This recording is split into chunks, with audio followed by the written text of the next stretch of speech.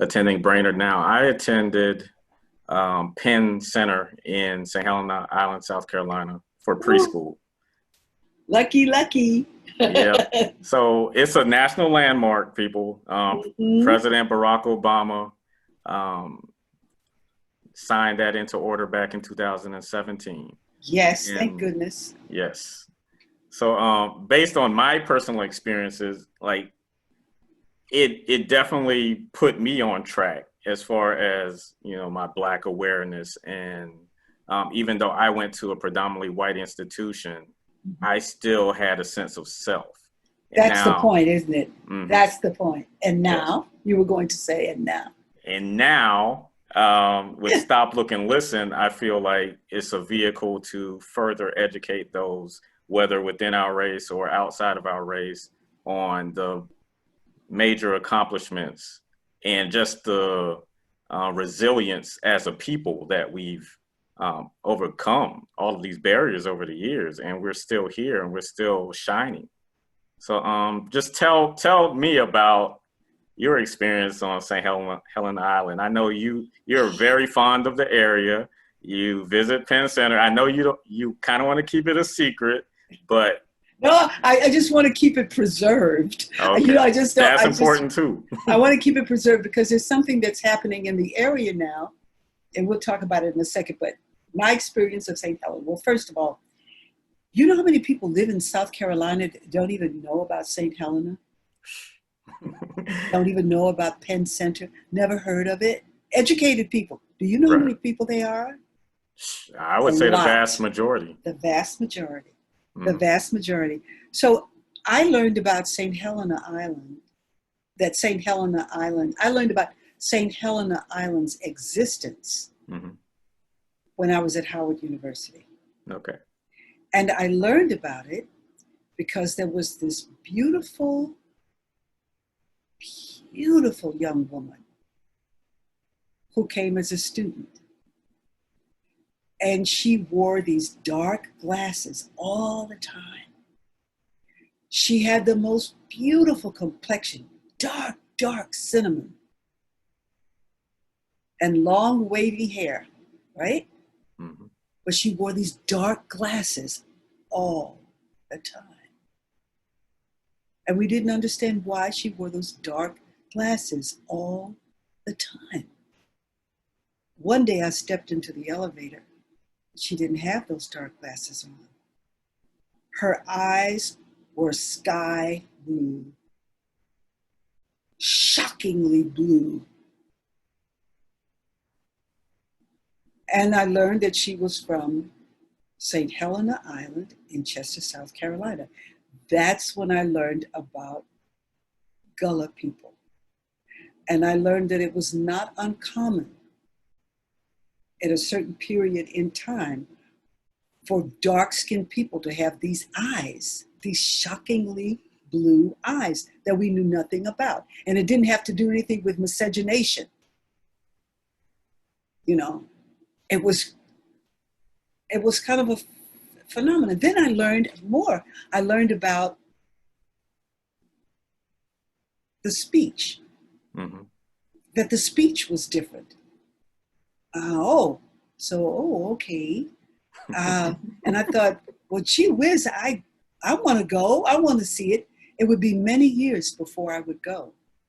And I went as a result of Toni Morrison Society meeting in Charleston, South Carolina. And there I was in Charleston, and I went to the Slave Mart Museum, and I said to the curator there, "Where are the people? I want to meet the people." And she said, "The people?" I said, "Yeah, I want to meet the Gullah people." She said, "Well, they're over in the market." I said, "No, no, no, you don't understand. I want to meet the people." hmm She said, "Oh, you want to go to St. Helena Island?"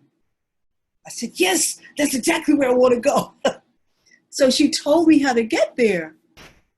And I got into a rental car and drove to St. Helena Island from Charleston by myself talking to my brother Hugh on the cell phone. He was navigating from his computer, telling me, okay, you go that far now, wait there, make a right turn, make a left turn. So I drove to Beaufort, then I took the parkway over. And when I arrived in St. Helena, it was like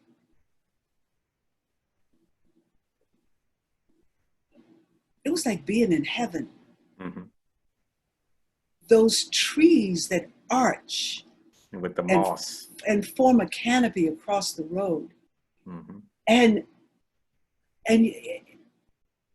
the sense of peace that pervades the place, it is so tangible. And I was looking at these old buildings. Now, this is after I'd been working with Brainerd Institute with my mom for a while. Right. And I knew that I was looking at old buildings and that they were still standing. What I was going to learn was that these buildings were built by students in the 1800s, and they are still standing. Cement laid in the 1800s without a crack in it. The lady at the museum said, go to St. Helena Island. They'll be waiting for you there. And I didn't know what she meant. I drove up and down the street, thought I was at the wrong place. And then I pulled into the Penn Center, and this very tall, ebony man walks out. He said, I glad to see you now. I looked at him, I said, I'm glad to see you too. I understood what he was saying. I understood what he meant. He was so warm and so welcoming. He said, we've been waiting for you. I mean, my people were waiting.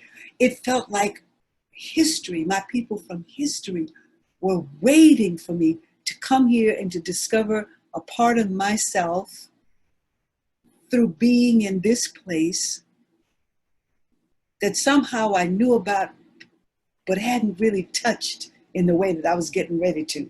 Right. He gave me a tour. I walked into the museum. I looked at the pictures of the students from the 1800s, the women in their starched shirts and their straw hats. These were the people who built the very buildings I was looking at. I learned about that. I saw a doctor's kit from a student who had graduated from St. Helena, went to medical school, and came back to serve the people of his community. His kit is in that museum. I toured the grounds, and I was taken to a house back down a lane, and I was told this house was built for Dr. Martin Luther King, this cabin. When people couldn't find him, this is where he would be. He would come here. It was like I was in present and past at the same time, and it was warm, and it was welcoming, and it was beautiful, and it was true. And then, I learned so much. I learned before I went to St. Helena that the people on St. Helena, the Africans on St. Helena, were freed before the first shot was fired on Fort Sumter. Mm-hmm. I said, oh, and that accounts for a lot, because there's not an oppressive feeling here on St. Helena. There's a feeling of triumph. You feel it. There's a feeling of joy, because the people were separated from the mainland for so long. They lived in their culture. And I learned about rice. People talk about cotton all the time. Nobody talks about rice. Yeah. People got very rich off of rice, child. We eat rice every day. Literally every day. Every day. And people thought rice came from China. It did not. Rice came from Africa. Thank you kindly. Mm-hmm. And the people knew how to grow the rice. I learned so much in one afternoon.